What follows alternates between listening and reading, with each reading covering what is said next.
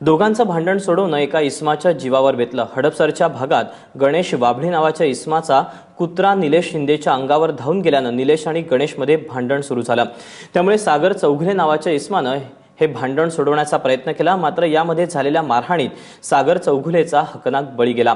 दरम्यान हत्येप्रकरणी एकाला अटक करण्यात आली असून आरोपी गणेश वाबळेसह 3 फरार आहेत।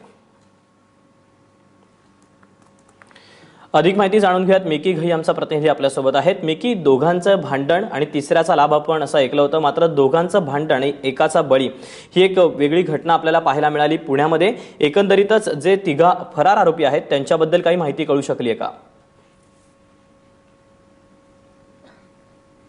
दीपक, खरंच पुण्यातील हडपसर भागामधील या डावरी नगरमध्ये एक धक्कादायक प्रकार असं घडलेला आहे। काल रात्री याच ठिकाणी एका कुत्र एका निलेश शिंदेच्या अंगावर धावून गेला आणि त्यावरून या ठिकाणी भांडणं झाली आणि या भांडणावरून एका त्यांच्याच मित्रातला जो भांडणं होते ते या ठिकाणी सोडण्यासाठी आला, त्याची या ठिकाणी हत्या झाली, मृत्यू झाला। या ठिकाणी त्याच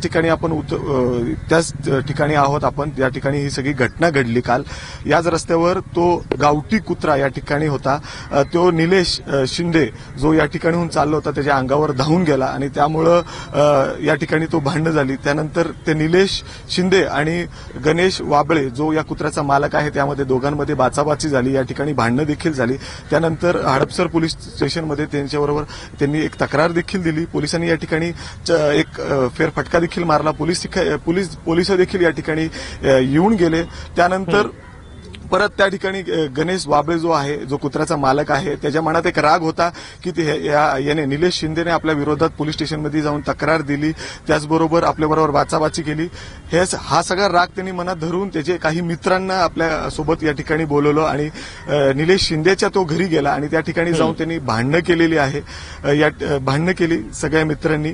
त्या ठिकाणी हे भांडणं जे सगळे चालले होते त्या ठिकाणी बाजूला राहणारा एक मित्र होता त्यांचा सागर चौगुले, हा सगळा जो प्रकार घडत होता त्या ठिकाणी तो सोडवण्यासाठी त्या आलेला होता आणि त्या भांडण्यामध्ये त्याला धक्कामुक्की झाली आणि त्या ठिकाणी त्याची हत्या झाली, मृत्यू झाला त्या ठिकाणी।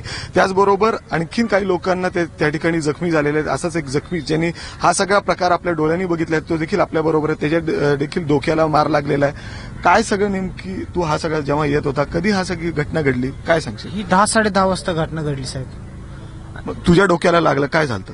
माझं चुलत्याला ते मारत होते तर मी सोडवायला गेलो की म्हणलो काय झालं तर ते माझा चुलता खाली पडलेला होता तर मी त्याला उठवायला गेलो, त्यांनी माझ्या पण डोक्यात दगड मारला।